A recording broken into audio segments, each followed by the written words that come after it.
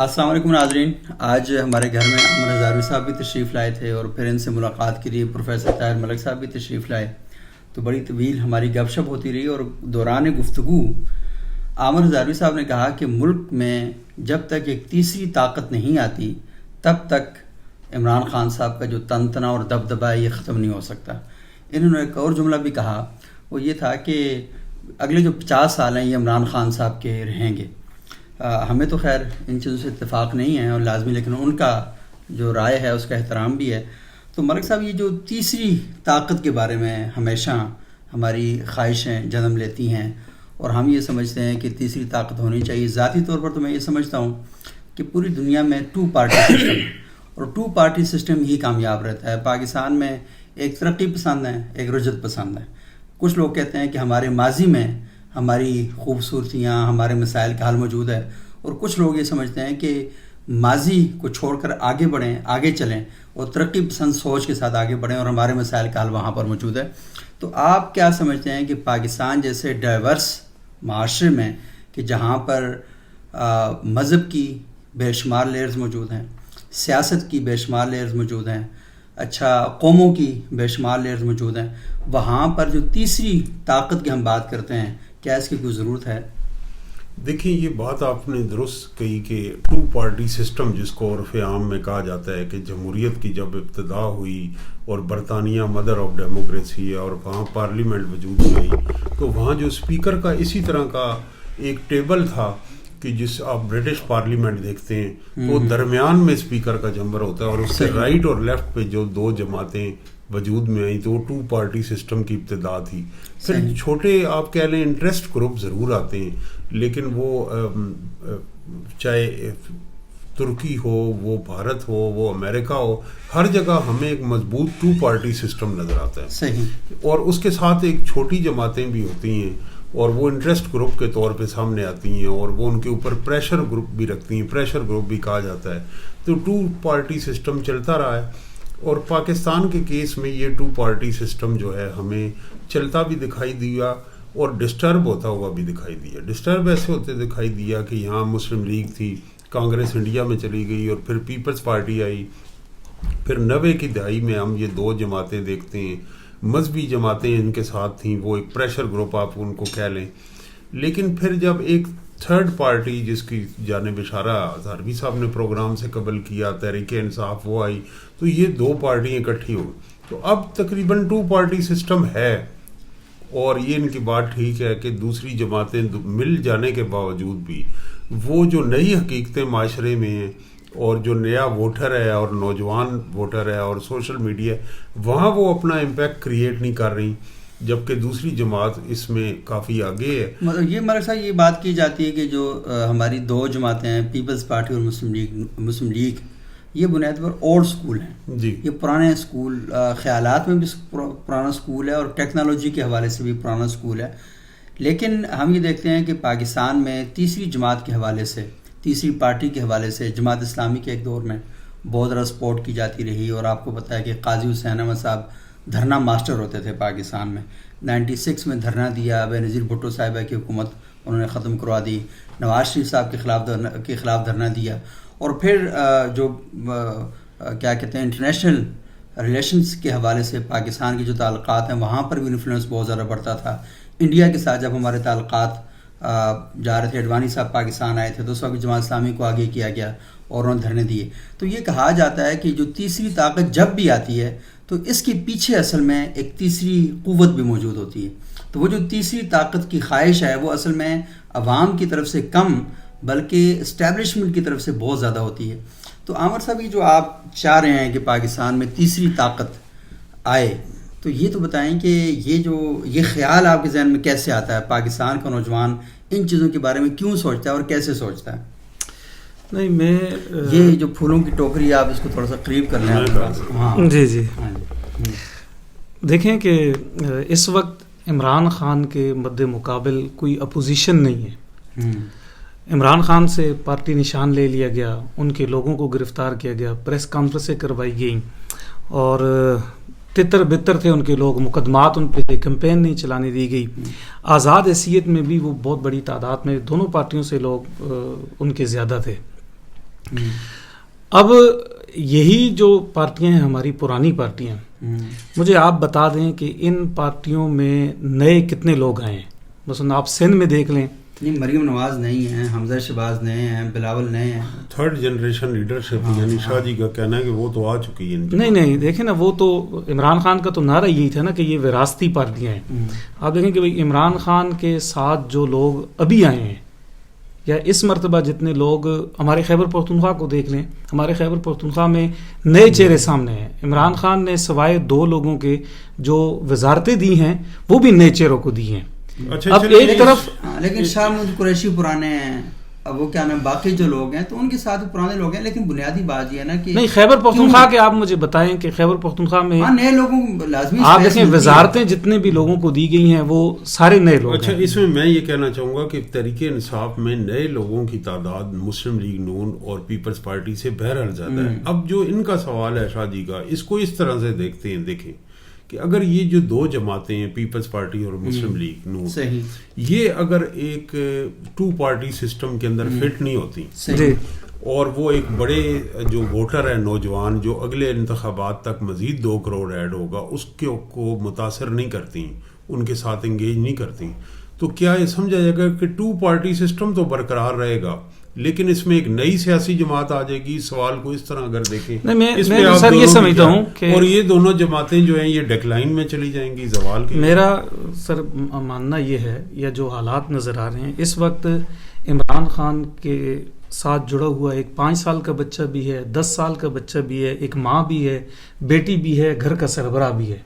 انہوں نے اپنا پیغام، پروپیگنڈا کہہ دیں یا جو بھی کہہ دیں، عمران خان کی شخصیت کا اثر اس وقت ہے. اس کے مقابل آپ مریم کو دیکھ لیں، اس کے مقابل آپ بلاول کو دیکھ لیں، ان کا وہ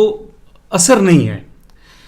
عمران خان 50 سال تک، میں اپنے دوستوں کے ساتھ بھی کہتا ہوں کہ آئندہ آنے والے 50 سال میں وہ اس سیاست سے لا تعلق نہیں ہوگا. عمران خان کی ذات موجود رہتی ہے یا نہیں رہتی، لیکن عمران خان جس حد تک لوگوں کو اپنے ساتھ اس نے جوڑ لیا ہے. آپ دیکھیں، ایک طرف آپ ترقی کی بات کریں، ایک طرف آپ لوگوں کو بتائیں کہ ہم یہ چیزیں آپ کو دے رہے ہیں، اور دوسری طرف عمران خان کا شخصی اثر ہے. وہ لیپ ٹاپ آپ سے لے گا، لیکن لیپ ٹاپ لینے کے بعد بھی وہ گالی آپ کو دے گا. وہ کہے گا کہ بھئی یہ میرا حق ہے، آپ نے کون سا میرے اوپر احسان کر دیا. اس میں یہ ظاہر ہے، میں صرف ایک بات کہوں، عمران خان کا جو شخصیت کا سحر ہے وہ رہے گا. جو لوگ آج عمران خان کے ساتھ جڑ چکے ہیں، وہ 5 سال کا بچہ ہے، وہ 10 سال کا ہے، وہ 20 سال کا ہے، وہ پیپلز پارٹی یا نون لیگ کی طرف واپس نہیں آئے گا. اگر یہی پارٹیاں اور ان کا یہی رویہ رہا، یہی روش رہی، تو لوگ عمران خان کی شخصیت سے ہٹ کے پھر کوئی نیا چہرہ دیکھیں گے. اچھا، مجھے اگر میں یہ انٹروینشن کرنا چاہوں گا، جی آپ ہیں، اور میں آپ کی اجازت سے یہ بات کرنا چاہتا ہوں کہ دیکھیں کہ اگر ایک جس طرح ہم نے دیکھا کہ کانگریس کا ایک ڈیکلائن ہو گیا انڈیا میں، وہاں عام آدمی پارٹی کجریوال کے شکل میں ہم نے دیکھا، تو کچھ اسٹیٹس میں، پاکستان میں بھی آپ کہہ لیں، کیا کوئی پنجاب میں ایسی پارٹی آ سکتی ہے آپ دونوں کے لیے کہ جو مسلم لیگ نو، کیونکہ یہاں پہ پرو بھٹو اور اینٹی بھٹو ووٹ رہا ہے، اب پرو نواز شریف اور اینٹی نواز شریف ووٹ رہا، پھر اب پرو عمران اور اینٹی عمران ووٹ بھی تو رہے گا، تو اس کا اظہار کس شکل میں؟ اچھا ہمارے صاحب، اس سوال سے پہلے جو ہزاری صاحب نے ایک بات کی ہے، میں تھوڑا سا اس کی ذرا مزید بات کرنا چاہوں گا. ایک بات تو یہ ہے کہ کیا عمران خان صاحب کے ساتھ پاکستان میں نوجوانوں کی جو محبت ہے وہ عمران خان صاحب کی شخصیت کی وجہ سے ہے، یا وہ کسی طاقت کے مخالف ہیں اور اس مخالفت کا علم عمران خان نے اٹھایا ہوا تو اس وجہ سے عمران خان صاحب کے ساتھ تعلق ہے؟ یہ بڑا امپورٹنٹ سوال ہے. دوسرا سوال یہ پیدا ہوتا ہے کہ عمران خان صاحب کو اقتدار پاکستان میں ملا تھا اور انہوں نے 2018 میں اسٹیبلشمنٹ کے بلبوتے پر اقتدار حاصل کیا، اور اقتدار حاصل کرنے کے بعد جن چیزوں کا وہ اعلان کر رہے تھے ان میں سے کن چیزوں کو انہوں نے پورا کیا، اور اگر کچھ چیزیں انہوں نے کی بھی ہیں تو آپ کو پتہ ہے کہ پاکستانی سوسائٹی میں جو ٹیئر بنتی ہے گورنمنٹ کی، تو سب سے پہلے آپ کو پتہ ہے کہ اسٹیبلشمنٹ آتی ہے، پھر بیوروکریسی آتی ہے، پھر 5ویں نمبر پر جا کر آپ کا وزیر اعظم آتا ہے. تو آپ کے وزیر اعظم کو پتہ ہی نہیں ہوتا اور آپ کے گھر کے باہر اڈیالہ جیل کی گاڑی آ جاتی ہے، اور آپ کے وزیر اعظم کو پتہ ہی نہیں ہوتا اور عدالت میں کارروائیاں شروع ہو جاتی ہیں، عدالت کے دروازے کھل جاتے ہیں. تو یعنی یہ کہنا کہ ہمارا وزیر اعظم کوئی بہت ہی زیادہ تنومند، صحت مند اور بڑا ایکٹیو ہے، تو یہ بات بھی نہیں ہے. اچھا، تیسری بات یہ ہے کہ عمران خان صاحب اگر ان کے خلاف تحریک عدم اعتماد نہ لائی جاتی, اسٹیبلشمنٹ اس تحریک عدم اعتماد کی پشت پناہی نہ کرتی, تو کیا آج عمران خان صاحب اتنے ہی پاپولر ہوتے جتنا آپ کہہ رہے ہیں کہ وہ ہیں؟ تو میرا خیال ہے کہ ان تینوں سوالوں کا اگر جواب ہم دیکھ لیں تو اگر تحریک عدم اعتماد نہ آتی تو مجھے یاد ہے کہ پی ڈی ایم اس وقت الیکشن جیت رہی تھی جب عمران خان صاحب وزیر اعظم تھے, اور جس دن یہ جو رجیم چینج ہوا اس کے بعد تحریک انصاف الیکشن جیتنا شروع ہوگی. تو اس کا مطلب یہ ہے کہ لوگوں نے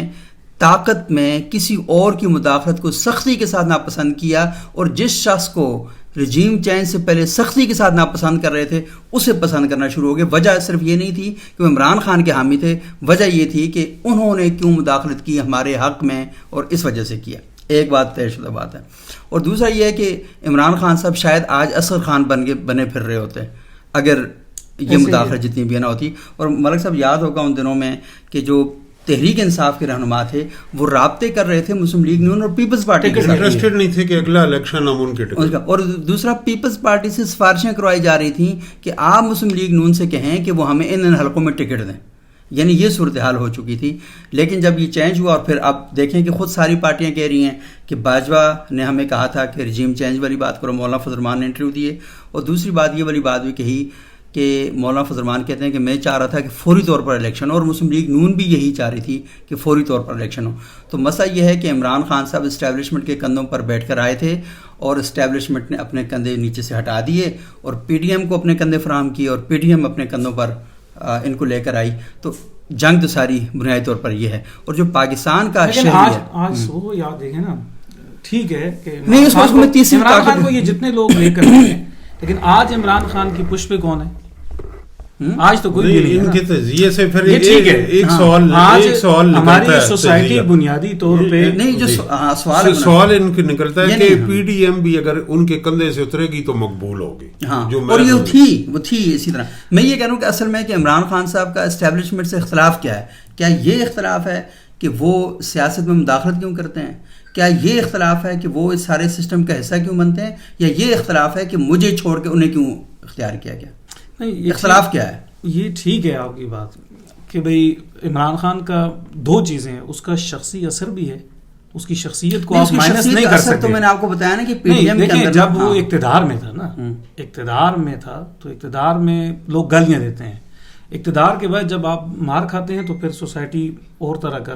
رد عمل دیتی ہے. وہ تو ہماری سوسائٹی میں 1400 سال سے یہی اثرات ہیں کہ ہم لوگ اصل میں یہ ایک تو ہم ڈکٹیٹرشپ کو چاہتے ہیں, یہ طے شدہ بات ہے کہ ہمارے ہاں یہی ہوتا ہے کہ ابھی بھی آپ دیکھ رہے ہیں ہماری مساجد میں اور عام سطح پر بھی جو گفتگو ہوتی ہے, اور جو سوشل سائنٹسٹ ہیں وہ یہ بات کرتے ہیں کہ مسلم معاشروں کے اندر جو ڈیموکریسی ہے اس کی قبولیت کم ہے, اور ان معاشروں کے اندر ایک ایسا ماڈل ہے جس میں ڈکٹیٹرشپ کی, جیسے خلیفہ کا تصور ہے, یہ ڈکٹیٹرشپ کا تصور ہے, اسے بہت زیادہ پذیرائی ملتی ہے. تو مسلم معاشروں میں جمہوریت ویسے بھی, خیر یہ الگ ایک پورا موضوع ہے, لیکن اس کی ایک وجہ بنائے دو. اور دوسری خان صاحب کی جو پرسنالٹی ہے نا, ہمیں اصل میں لیڈر سے زیادہ وہ ہیرو جو ہے نا وہ نظر آتا ہے. اس کا قد لمبا ہے, رنگ گورا ہے, آنکھیں نیلی ہیں, انگریزی میں بات کرتا ہے. تو یہ جو کچھ بھی ہے نا, آپ یہاں پر سڑک پہ کھڑے ہو جائیں اور انگریزی میں بات کرنا شروع کر دیں, لوگ سارے آپ کے سامنے, وہ جیسے آپ عربی میں گالیاں دیں تو لوگ سارے صدق اللہ العظیم کہتے ہیں. سبوک صاحب یہ بتائیں کہ یہ جو آپ بتا رہے ہیں, جو آپ کا تھیسز ہے بڑا انٹرسٹنگ ہے, تو اس تھیسز کے مطابق تو پھر ہمیں یہ بھی نظر آتا ہے کہ میاں نواز شریف جب اپنی ٹرم پوری نہ کر سکے اور انہیں 2017 میں اقتدار سے رخصت کیا گیا وزیر اعظم کے منصب سے, اور محترمہ بے نظیر بھٹو کو, تو وہ بھی مقبول ہوئے ایسے ہی, اور عمران خان. تو اب یہ آپ سمجھتے ہیں کہ لوگ یہ جو بار بار دائروں میں سفر ہے ہماری سیاست کا, اس سے تنگ پڑے ہوئے ہیں؟ بالکل جی, لوگ اس سے تنگ پڑے ہوئے ہیں, اور لوگ یہ ڈیمانڈ کرتے ہیں کہ پاکستان میں جمہوریت کا جو پروسیس ہے ٹھیک طریقے سے ہونا چاہیے. اور باجوہ صاحب نے کہا تھا کہ ہم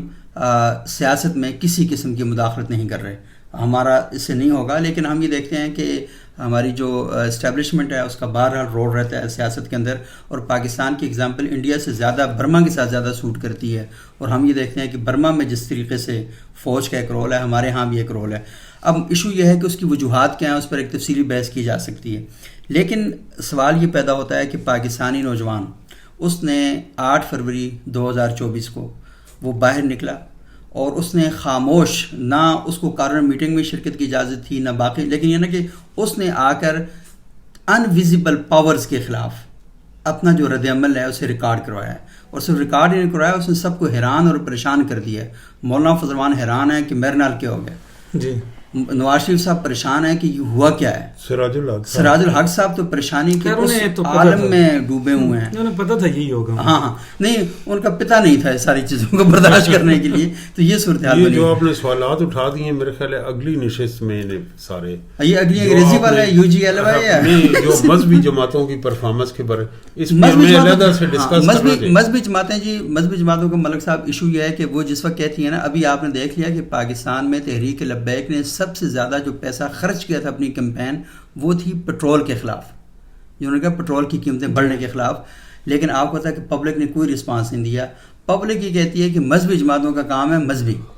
وہ ختم نبوت کے ایشو پر مظاہرے کریں تو لوگ یہاں پر آ کے بیٹھتے ہیں، وہ دھرنے دیں ختم نبوت کے موضوع پر تو لوگ آ کے بیٹھتے ہیں، کیونکہ لوگ یہ قوم بڑی جذباتی ہے نا، تو اصل قوم بڑی جذباتی ہے، تو قوم ان موضوعات پر مذہبی جماعتوں کو سپورٹ کرتی ہے۔ لیکن جب بھی کوئی ایشو آتا ہے نیشنل لیول کا، ملک کیسے چلانا، تو لوگ بڑے ہوشیار ہیں، انہیں پتہ ہے کہ ایک کام کس کو لے لینا ہے، بالکل، تو اس لیے وہ پھر نواز شریف کو ووٹ دیتے ہیں، وہ عمران خان صاحب کو ووٹ دیتے ہیں، وہ زرداری صاحب کو ووٹ دیتے ہیں۔ لیکن اب مسئلہ یہ ہے کہ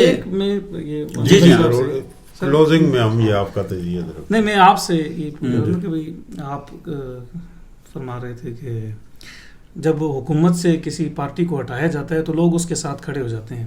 لیکن ہم نے ماضی میں یہ بھی دیکھا ہے کہ کسی بھی پارٹی کو جب ہٹایا جاتا تھا تو لوگ شکر ادا کرتے تھے، مٹھائیاں بانٹتے تھے، اور کبھی ایسا نہیں ہوا کہ ایک پارٹی کو ہٹایا گیا اور وہ فوراً اس کے بعد وہ اقتدار میں آ گئی، نہیں آئی۔ لیکن خیبر پختونخوا میں ہوا تحریک انصاف کا، عمران خان کا ہوا ہے کہ بھائی عمران خان کا آپ اس کی میں وجہ آپ کو بتا دیتا ہوں۔ جب ہٹایا جاتا ہے وزیر اعظم کو تو اس سے پہلے ماحول بنایا جاتا ہے جس میں عدلیہ بھی شریک ہوتی ہے، اس کے کچھ حصہ، اور میڈیا بھی شریک ہوتی ہے، اور اسٹیبلشمنٹ، تو پورا ایک کیس بنایا جاتا ہے جو سال ایک ملک میں ایک بحران 6 مہینے سال رہتا ہے اور پھر ہٹایا،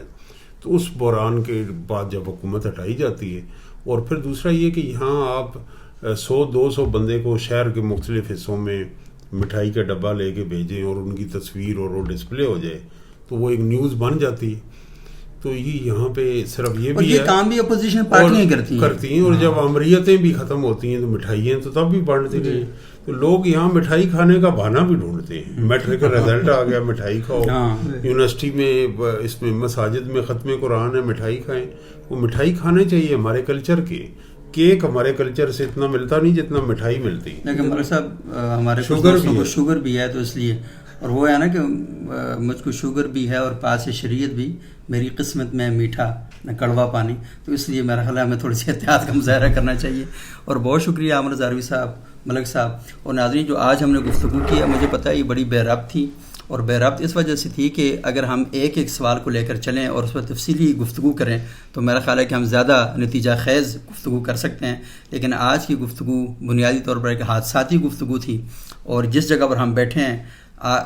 20 منٹ پہلے ہم دوسری جگہ پر بیٹھ کر یہ باتیں کر رہے تھے، تو ملک صاحب نے کہا کہ کیوں نہ اس گفتگو کو آن ریکارڈ کیا جائے، اور کیونکہ ویسے ہی پاکستان میں نئے موضوعات بہت کم ہیں اور ہمیں نئے موضوعات پر بات چیت کرنی چاہیے، مذہب کے حوالے سے اور سیاست کے حوالے سے، سوسائٹی کے بہت زیادہ موضوعات ہیں، ان پر ہم بات چیت کریں گے، تو اس گفتگو کو ہم آگے بھی لے کر چلیں گے، اور آپ کا فیڈ بیک بہت امپورٹنٹ ہے، اور آپ سوالات بھی ہم سے کر سکتے ہیں کہ اس میں اگر آپ کو کوئی اعتراضات ہے، کوئی الجھنیں ہیں تو آپ ان کا اظہار بھی کر سکتے ہیں، لیکن جاتے ہوئے آپ نے ایک کام ضرور کرنا ہے کہ یہ جو چینل ہے نا، اسے آپ سبسکرائب کریں، اور ساتھ ہی جو گھنٹی کا نشان ہے اسے آپ آرام سے اور پیار سے دبائیں، اور نیچے کمنٹ وغیرہ بھی ضرور کریں۔